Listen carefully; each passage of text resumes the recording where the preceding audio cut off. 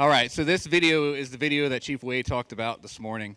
So we're going to show it right before Chief McGee comes and talks about diversity and inclusion up at SAF. So AV Booth, if you can go ahead and cue the video. It'll be about 5 minutes, and then we'll get Chief McGee on stage. We experience some things as being military people that no civilian other than a spouse would understand. They don't understand. Yeah. They don't understand. And you can't teach it to them.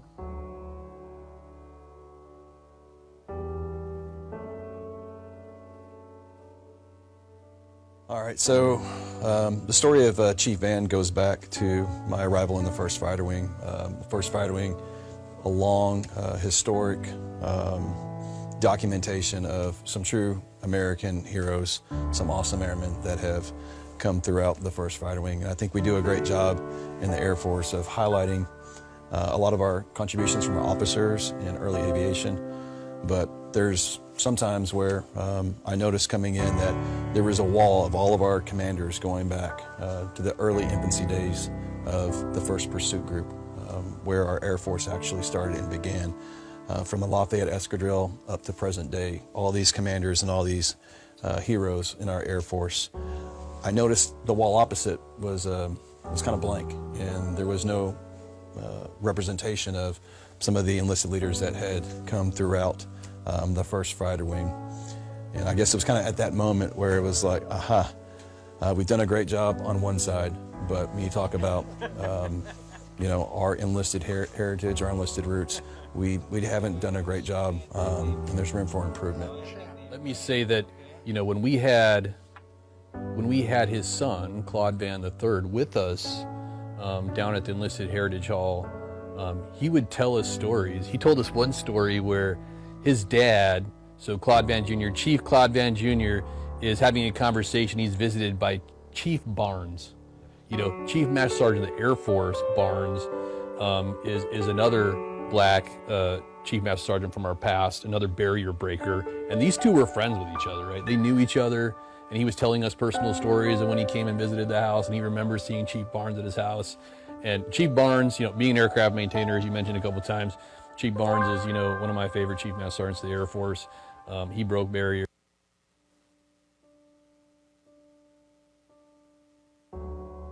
We experience some things as being military people that no civilian other than a spouse would understand. They don't understand. Yeah. They don't understand. Stop the video. And you can't teach it to them. Stop the video. Yeah, it's looping. Yeah. All right, so. Yeah. All right. Now she's going to introduce him. Sorry.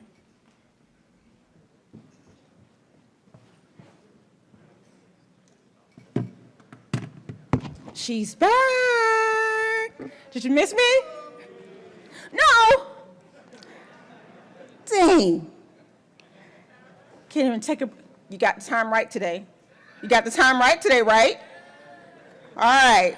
Let's get started. I know you had this wonderful meal, so you got to get energized today because I saw and smelled what you guys had when I walked in, so you're probably sleepy already. Let's get it started. Our next speaker serves as the enlisted leader for the Secretary of the Air Force for the Office of Diversity and Inclusion. In this capacity, he serves as a senior advisor to the Director of Office, Diversity and Inclusion, and he is responsible for the strategic integration of diversity and inclusion within the Department of the Air Force. Additionally, he provides guidance and coordination to all matters related to diversity and inclusion to the CMSgt, command chiefs, enlisted leaders, and career field managers. Chiefs, please stand to your feet and give a warm welcome to Chief Master Sergeant Josh McGee.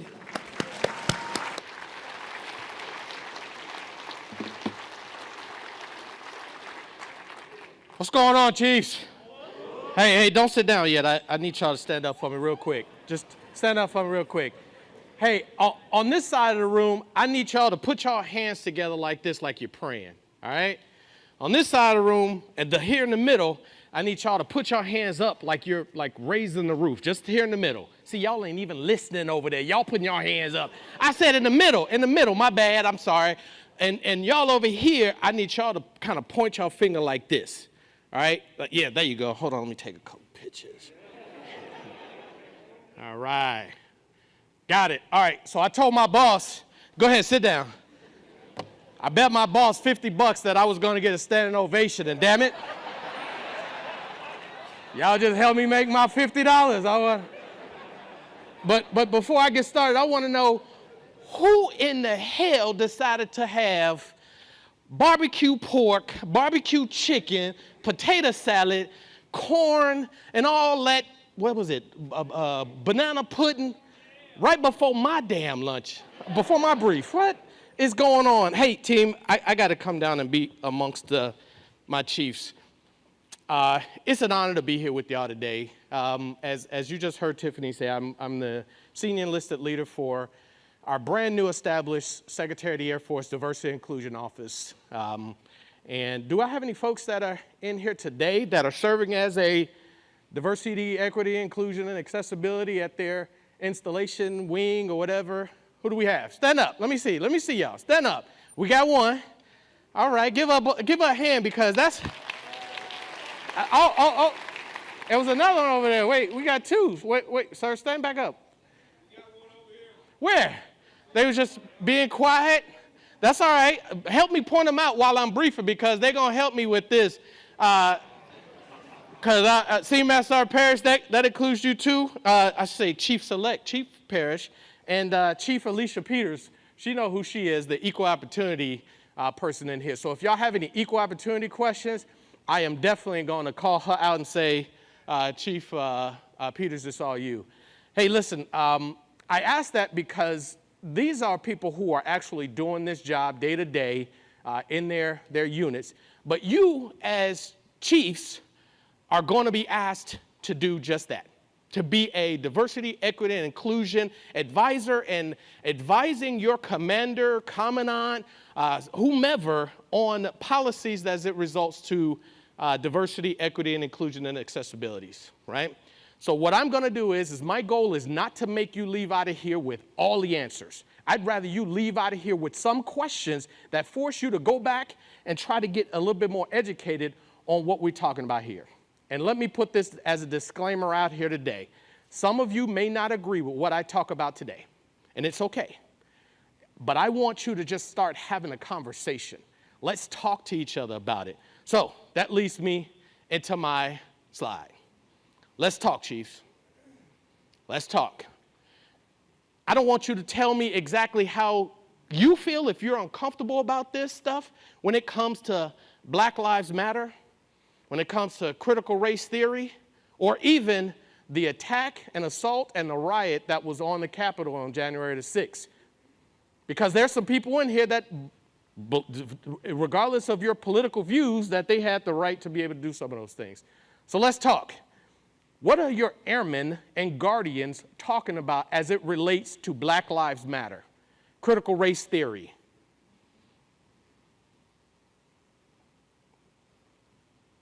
Oh, I'll be quiet all day long. This is the opportunity for us to have this conversation together. What are your airmen talking about? Are y'all following Facebook, Instagram, Twitter, Snapchat? You say no? Yes. Oh, okay. Oh, you said who? Okay. I got you. I mean, no, just messing. He said, I'm with you. So are they talking about it? What are they talking about as it relates to critical race theory? What are they talking about? What are they putting on Facebook when it comes to Black Lives Matter? They're torn? What are they torn about?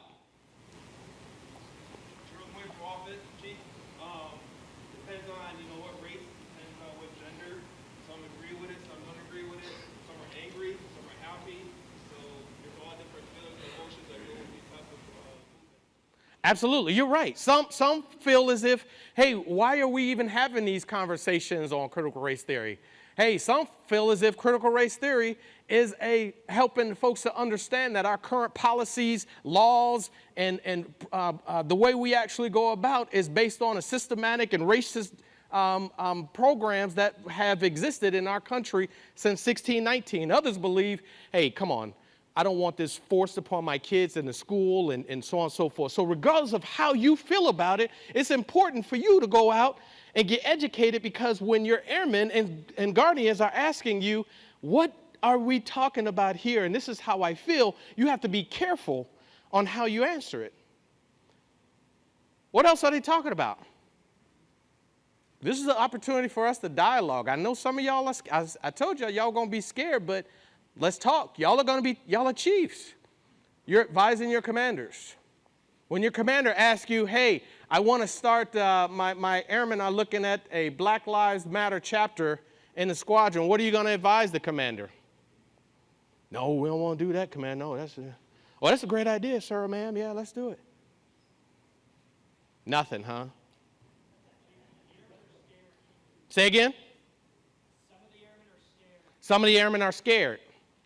Is there anybody in here that's scared to talk about it? Yes? You should, right? It should be a little nervous. How many of you actually had those crucial conversations in your squadrons, at your installation, right? And they were difficult, right? Who led those conversations, if y'all don't mind me asking? You led them? Who else? What would they rank? Who were leading those conversations? Senior Airman, General, I heard. Do any of you believe that today, if you were hired as the superintendent of your squadron, can lead that crucial conversations? I see some heads going like this, yes. Yeah? Is it a challenge? These things are happening. I'm going to tell you personally that as we continue to tell people that in the attack on the Capitol on January 6th, that as of today there were 81 members that had some type of affiliation with the military. Of the 700 people that are currently being going through some type of, through the court system, 81 had some type of affiliation. And one Army member actually was at the riot and then went to basic training, and they didn't realize, oh, okay, what do we do about this? This member was not an active member of the United States Army. However, they're here. So these are conversations that I want y'all to have. George Floyd, Breonna Taylor, right? We've heard these different names before. They bring up some sensitive conversations in folks. And I'm not here to tell you right or wrong, indifferent, or how you should be thinking about what you do. But as chiefs, it's important for you to be able to start having these conversations and start talking to your airmen and guardians and saying, hey, it's okay to be different. It's okay to have those discussions, right? And before January of 2021, there was no DNI office. And our EO practitioners were asked to go out and do these different briefings and have these crucial conversations. And then we started to get smart and say, wait a minute, we've got leaders that are in uniform that should be doing this. And you all are going to be the ones that's doing that. So as it stands today, the majority of our Americans believe that there's a negative view in terms of race relations. The majority of our American public believes that there's a negative view when it comes to having these conversations. And they're starting to get ugly. I'm at the Pentagon, and in the state of Virginia, who's here at the Pentagon area? Yeah, y'all seen that video where the woman was like, if y'all don't have masks I'm gonna bring all my guns and I'm gonna shoot this place up. And I was like, she talking about shooting because she believes in differences. And I said, man, it's gotten fueled. And people start to use race and they start talking about these things. And these things are happening whether you know it or not with your airman and guardian on Facebook, Twitter. We have people that are coming by and they'll just send us posts. Hey, Chief, I got this person. This is what they posted. I'm thinking, wow, all right, I'm going to send it over to EO. Good thing I'm not EO anymore. Alicia Peters, that's on you. Handle it. So I'm saying that in jest and being in joking, but these are conversations your folks are having. And I need you all to be comfortable. I need you all to get out of your comfort zone and start to really say, how do I start preparing myself and doing that? So with that, I want to talk to you a little bit about diversity and inclusion and equal opportunity. I understand that there's a large amount of folks that say, okay, what's the difference? If I have an issue, I know to go to the EO office, or do I go to my D&I staff at the on base? But understand that diversity and inclusion and equity are differences. And that gives you a general understanding, and I try to help people to say, yeah, what's the difference between equity and equality? I like to relate it in layman's terms when I say when we went to basic training, we all walked in our civilian clothes, and we were told, line up, and you were going to get a uniform, right? I was like, okay, I'm coming to get my uniform, whatever it is. And just receiving that uniform, equality says that you're entitled to a uniform. Equality, everybody gets a uniform. By law, you cannot be discriminated against, as we did in the Civil War, that said you will not get a uniform. But now the law says that everybody gets a uniform. The difference is equity. The difference between equality and equity says that we're going to fit you with the uniform that fits you, right? Not just that you're entitled to a uniform, but you're entitled to the same uniform that can actually fit you. I am not a skinny guy, right? If you gave me an extra small, thin, small, short, it's not going to fit me. So that equity piece says, hey, I'm going to put you into a uniform that actually fits you. So when we look at the difference between equality and equity, understanding equality is a law. That equal opportunity portion is a law. When it comes to the equity portion, it just makes our business a success. It helps us to be successful in what we do. And sometimes it's an opportunity to give people an opportunity to flourish and be better. One that I could never understand is, for years, we were trying to push lactation rooms. We were trying to push lactation rooms, and if you're that aren't familiar with lactation rooms, those are the rooms where women who, after they have babies, they are able to go and breast pump, and then they can take the milk to their child. For a long time, as we tried to push through the abilities to be able to have lactation rooms, the legal department said, I hope I have not too many JAG folks in here, because I'm going to, yeah, somebody JAG in here? Yep. Phew. Legal said, hey, legally, we don't have to give them a space. They have space. They just need to go and use a space.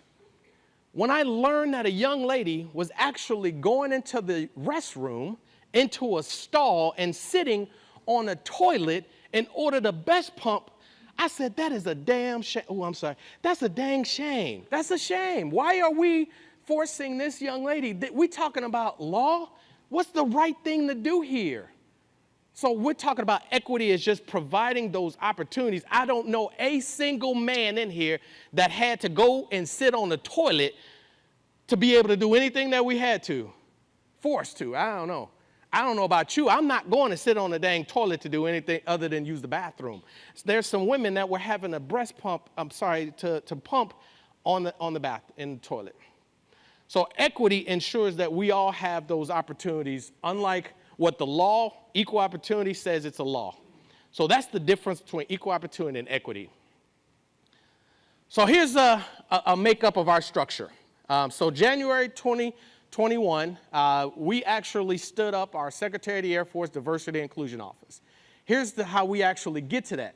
So those outstanding, the White House, Department of Defense, Congress, all of them will send down laws, and this requires us to then take those laws and impart them into our 3 pillars that we have. So as we look at how we're structured, you heard Todd Simmons talk about recruitment, outreach, climate, accessibilities. That's how we're required to take all those laws and actually find out how we can impart them into our Air Force policies. One of those examples is you may recall that we were standing up the equal opportunity process where our folks were going out and doing briefings on unconscious bias. And then an executive law came out and said, you will stop. You will no longer do any type of unconscious bias training for our airmen. And we were forced to just stop because we didn't have a way to be able to prevent that from happening. Now we're forced to then say, all right, well, we've interpreted this law, And it's a requirement for us to prevent that from actually teaching our folks. And now we actually went back and it was rescinded by our current president to say we're no longer required to do that. All those things roll into our 5-year plan. And going forward, by us just staying up a year, we just got our first budget. It took us 12 months before we actually got our budget and actually executing. At our SAF level, we have 14 people on our staff. 14 people. And what I hear most often is, Chief, we don't hear about nothing y'all do in the diversity and inclusion lane. Why doesn't any of that information get down to our level? And it's because we truly are trying to get after some of these big rocks. We don't have the personnel. Once we asked for additional personnel, we were told, well, we'll see what we can do. Unfortunately, we just haven't gotten the manpower to be able to get after it. And I know you understand that manpower is a luxury. And unfortunately, we're just not there right now. All right, so I talk about those things and I share with you that we just don't have the manpower. And that's where we have a lot more to do when it comes to our publicizing what we do in the Diversity, Equity, and Inclusion Office. One thing that I'm proud to be able to share is that 65 initiatives were actually passed and actually made happen in 6 months. Some of those initiatives that you may have heard of is those, the dress and appearance, right? The great thing that now women are able to wear their hair in a ponytail.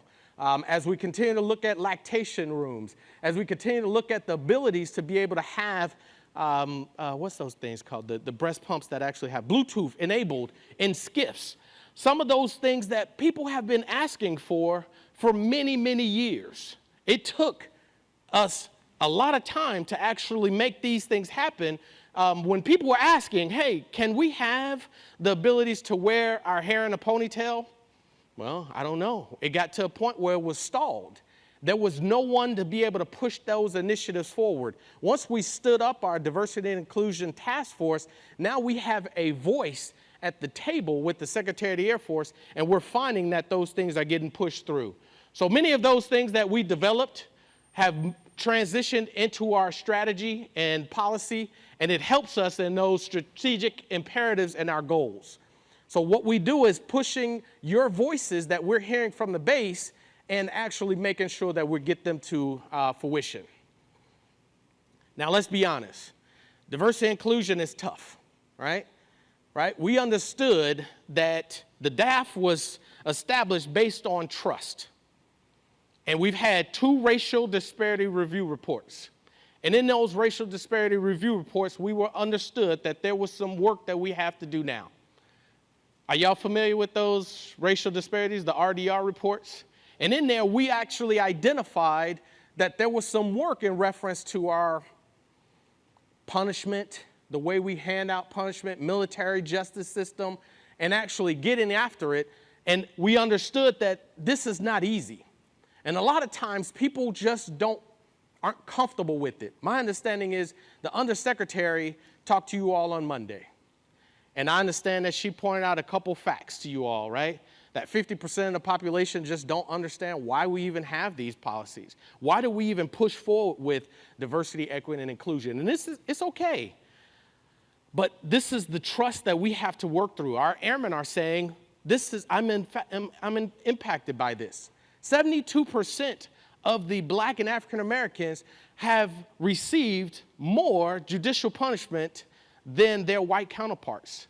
57% of those said that they've received more Article 15s, and it's in fact, these are policies, that it is inherently more, are inherently more susceptible to a non-judicial punishment on Article 15s than their white counterparts. So we have a lot of work that we need to do. We've got to understand and recognize the differences and perspectives that we all have. And let's be honest, it's tough for me sometimes to really get after it. When someone comes to me and says, hey, I have a problem, I'm always one that says, let's sit down and talk about it. But it's teaching our airmen how to do that. I'll give you an example. I had a young lady during one of my FTAC briefings that says, you know what, I just don't understand. I don't know how to approach people and talk to them about my differences. And I said, it's easy. Just talk. Let's just have those conversations and talk. She said, good idea, good idea. Well, she went, and about 2 days later, I had that young female, white female, and a black female stand before me and said, Chief, we got a problem here. And the black female said, the white female walked up to her and said, I'm trying to understand, how do you keep your hair looking so nice when you don't wash it every day? And the black female was upset. The white female says, I'm just trying to learn. I'm just trying to get educated. What was the problem there? I hear y'all mumbling. What was the problem there? Some bitch, she shouldn't ask that damn question. Stupid question. She didn't ask the question the right way. How should she have posed that question? I've been curious my whole life how, or I've just been curious how. Can y'all hear that? So he says that she shouldn't have posed the question that way. She should have posed the question as, I've been curious my whole life on how you keep your hair clean, and that may have made things easier, right? You say no? Y'all say no? She made an assumption. Okay. All right. Y'all done got upset over here, got kind of rowdy over here, like I heard some cussing going on. Don't cuss over here. Speak. Let me hear what you was about to say. I see her face back there like, hey, she got a mask on too. What are you saying? I don't think it mattered how she honestly asked the question. You don't think it mattered how she asked the question? The young lady probably would have been offended either way. But if we don't ask the question, we never get the answer. Yeah. I don't think there's no nice way to ask that question because it's not an assumption, it's a fact. You don't wash your hair. So hopefully everybody back there heard, right? Okay, can you grab that mic over there just real quick? Because I want them to hear what you said, please, if you don't mind. She's like, look, Chief, you're going to make me get up and say that. I think this is...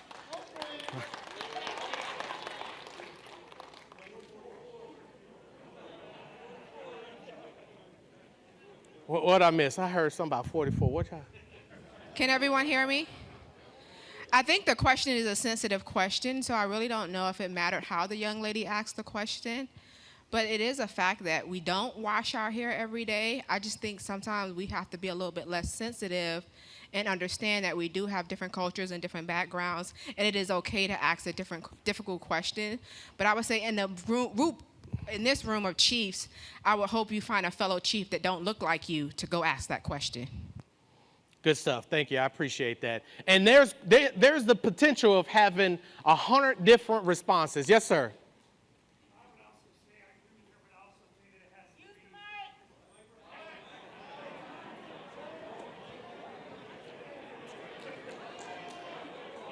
What are y'all talking about, 44? What's that? 44 was from yesterday when we had one of the back and forth with, at the half. Oh, okay. Nobody asked, we're going to ask 44. No, what I was saying is we've learned in here through much every briefer has talked about the importance of relationships, right?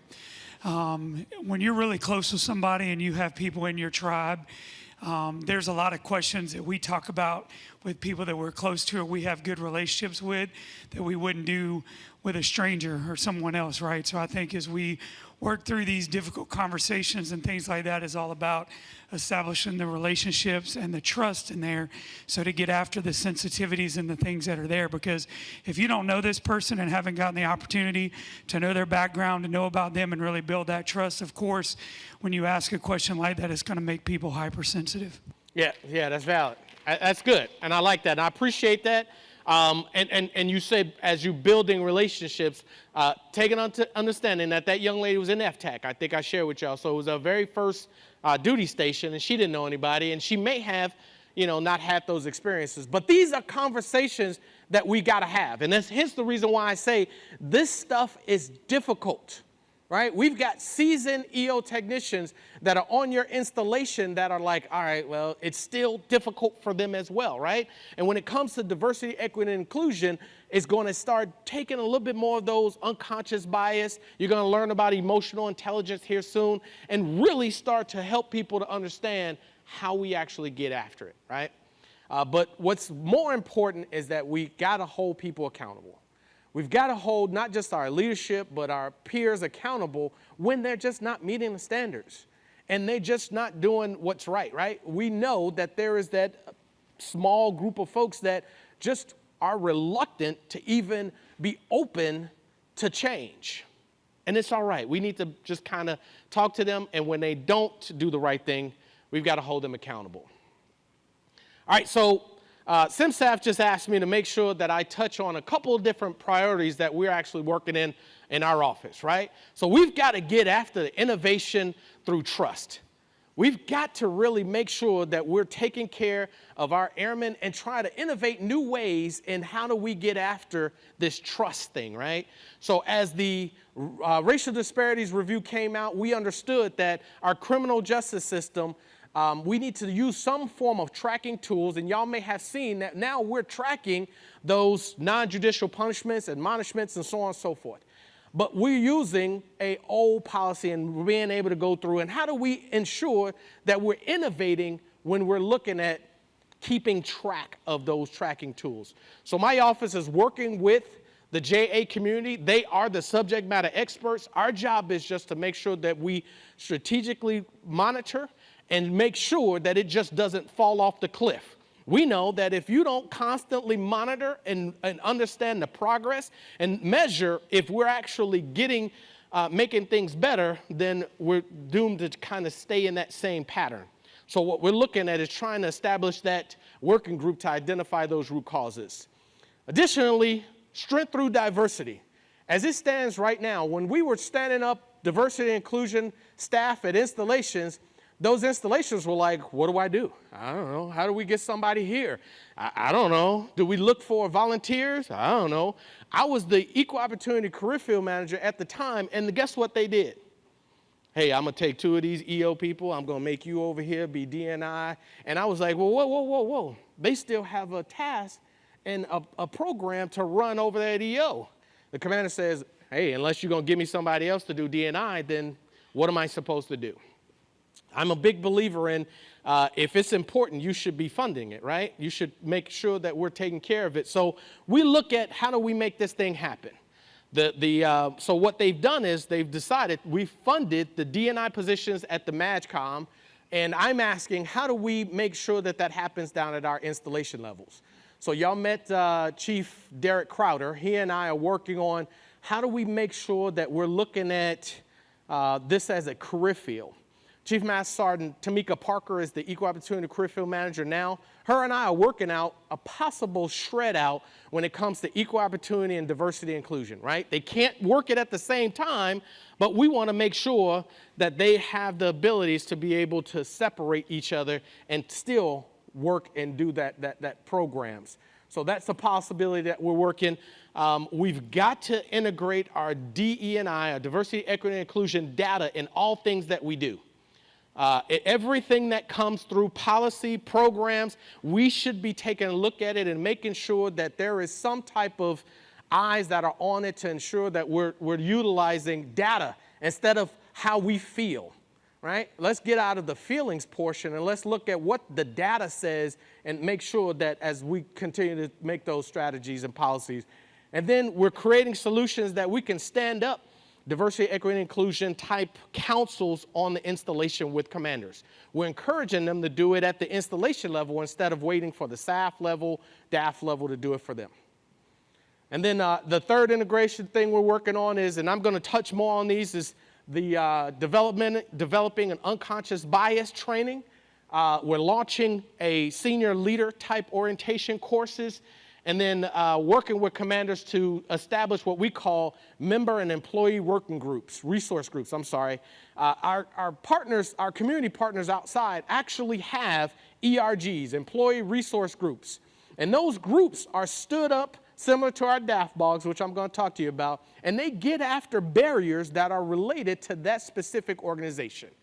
And they actually will come together, create policy changes, and make those changes, and then submit it to leadership, and leadership says, great idea, let's make those changes. As it starts right now, the only way we know about the human relations climate is through DEOCs.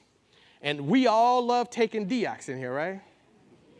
I see y'all like, yes, y'all do. Y'all love taking DEOCs. But we want to be able to utilize tools outside of the DIOCs, because as it stands right now, we're about, what, 30%, Alicia, when it comes to participation? Is that really a participation rate that we should be proud of when it comes to it? So how do we get data from other folks other than using a DIOCs tool, and is what we're looking at. So those are our 3 biggest priorities that we're working with in our SAF. But I want to talk to you about some of the things, the projects that we're doing that I'm excited about, right? And that's these things that I'm going to talk about here very shortly. So our first that we're actually looking at is a mixed virtual reality type unconscious bias training. And that's with an avatar. A member will be a specialist on one end of the avatar, and they will never see who you are. It'll be 2 avatars, right? You'll be one avatar, and a trainer is on the other end preparing you as leaders and walking you through how to solve issues as a leader and a manager, right? So there'll be a avatar, the person has a skit, and they'll actually walk you through some of the steps. You're going to be the leader. That person is coming to you with an issue so that you're practicing it, right? To me, when I'm doing computer-based training or any type of training where I'm just sitting there and I'm clicking the button, I'm sloozing. In fact, sometimes I cheat. I look for the answers on Google and I'll be like, let me see. Because I don't get tired. I get tired of doing it. I'm about to retire, so dang, she ain't in here either. So, so be it. I could tell on myself. But this is, no kidding, a avatar that's going to talk to you and tell you about their problem, share some things with you, and help you to walk through it. At the very end, they'll coach you on what you could have done, how to change some of your thought processes, and really getting after it. So AETC is actually taking this on. We actually got $5 million for that process, for the program itself, working with a contractor outside, and AETC is hard on it. We anticipate that it's going to really hit this summer. We're hoping, but there's a couple things that the contractor's working out. Next, we're looking at some senior leader focused type training. One of them is through a SLOC training. It's called the Senior Leader Orientation Course, where we're sending our GOs to a no-kidding course that is meant to just be them understanding some of these biases that they may have and walking them through some of these D&I practices, and it's ideal. The great thing is Chief Parrish back there was instrumental at actually putting this thing and making this thing happen. So if y'all have any questions on it, I'm going to force him to have y'all answer y'all questions. But the Georgetown University is another one that we're actually going to have the very first class that we're actually sending folks through. It's a 3-day orientation course. This first class, we got some SESs and GOs that's going through that class. And the plan is to have a class in May time that CMSgt Bass is going to look for some volunteers to actually go through. So if y'all are interested in going through a Georgetown, this class is not going to be an accredited where you go through and get accredited diversity and inclusion certificate, but it's more of a class to just help you to understand and talk these things through on a 3-day type, in-person type. So be prepared for those opportunities to come in. It was initially just only supposed to be SESs and GOs, and I kicked the door down and said, hell no, y'all are not going to do this and not have chiefs in there. So what they've done is we couldn't get the chiefs into this class next week, but the plan is to actually have one in either April or May is what we were talking about. And then lastly, a toolkit that you all can have at your convenience and be able to pull information from instead of having to call over to your D&I office and they're like, we don't have anything. Our education and training team is actually putting that together with the intent of having something out by this summer where you all can be able to go in like an MPF or a virtual MPF and pull documents down and be able to use it. So be on the lookout for that. So how many of you are familiar with our Department of Air Force Barrier Analysis Working Groups? Anybody? Okay, have y'all heard about the Women's Initiative Team, the WIT team? See, now y'all heard about that one, but there are a DAFBOG. It's because some of the great things that they've done. So our DAFBOGs are volunteers. They're made up of civilian and military members, and their job is to, no kidding, try to find out what are some barriers that are preventing our members from being successful in what they do. And they're broke up in 7 different barrier analysis working groups. These are those working groups. And how they're broke up is strictly based on what we've identified as some of those that are underserved or need some, well, we actually It was brought over to us from a pre-existing organization. But here's what I can tell you. You don't have to belong to one of those groups in order to volunteer for it. So you don't have to be black to be a part of the best. You don't have to be LGBTQ to say, I want to participate in that DAFBOG. All you have to do is to say, I want to get involved and help. Here's what I will tell you, Chief McGee telling you, this is the area that I ask that you all participate the most. Whenever I have chiefs say, what can I do to help? I say, try to get involved with one of these DAFBOGs. Because when you hear about all of these successful, those 65 initiatives that was actually passed, each one of those 65 initiatives came from one of these DAFBOGs. And they just got to a point where they got stagnant. It just met that ceiling. They couldn't make it happen. And in 6 months, we pushed through 65 initiatives and they all got passed. And some of them you're having the successfully being taken advantage of right now. Oh, somebody was trying to take a picture. I'm sorry, sir. Go ahead. You can take a picture real quick. All right, good stuff. So these are my last slide, and I want to quickly touch on, I got about 3 minutes. These are some of those near-term D&I efforts. Each one of these efforts were brought to us from those DAFBOGs. So what we're working on, I told you about our 3 initiatives, that big 3 that the Secretary of the Air Force Diversity Inclusion Office are working on. This is what the DAFBOGs are working on, and they're bringing it to us. So as you can see, some of those that the BESS is working on is the beards, right? And I know that many of you have probably received some of that stuff and really getting involved in how we're getting after it. What we're talking about here is totally different than what the rest of the Air Force is saying. Beards for everyone. The BESS is actually working on trying to get male grooming standards for those members that have a medical condition and trying to eliminate the negative culture that's around those members that are wearing those beards, right, which is important. And then those additional, as you can see, that are clearly out here, there are many to go through, and I really don't have the time to be able to tell you about each and every one of those, but I will gladly answer any of your questions as it relates to how do we get after any of these things. But more importantly, I would ask you to get involved with those Department of the Air Force Barrier Analysis working groups, and this is just a snippet of those that are actually done. What I will ask you to do is the strategic communications right now, right? If you haven't already done so, the Air Force Connect app. Please download the Air Force Connect app on your phone.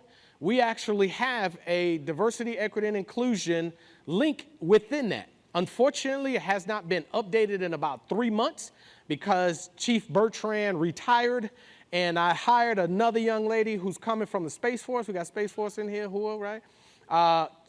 Chief Master Sergeant of Space Force Toberman says, yeah, she can't get to you until April. I'm like, dang it. So she's going to be responsible for it because I don't have time I can't actually be doing it myself. So I'm actually waiting till this young lady gets in and she's going to take over that Air Force Connect and continue to upload stuff to it. And then lastly, we actually have our Diversity, Equity, and Inclusion speaker series.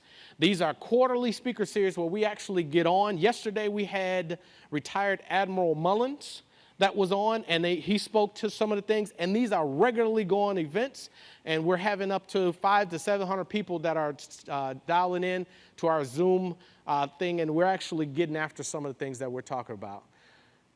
So that is my time, unfortunately. We run up to that time frame where it's about 45 minutes in. What I want to ask you now is, are there any questions that cannot wait until after everybody goes that you think that others may want to hear? No questions? I always ask 3 times. No questions? No questions? Hearing none, seeing none. That's all I have. I appreciate you all, and I'll stand by for anybody that want to talk to me outside of this big group here. Thank you all very much.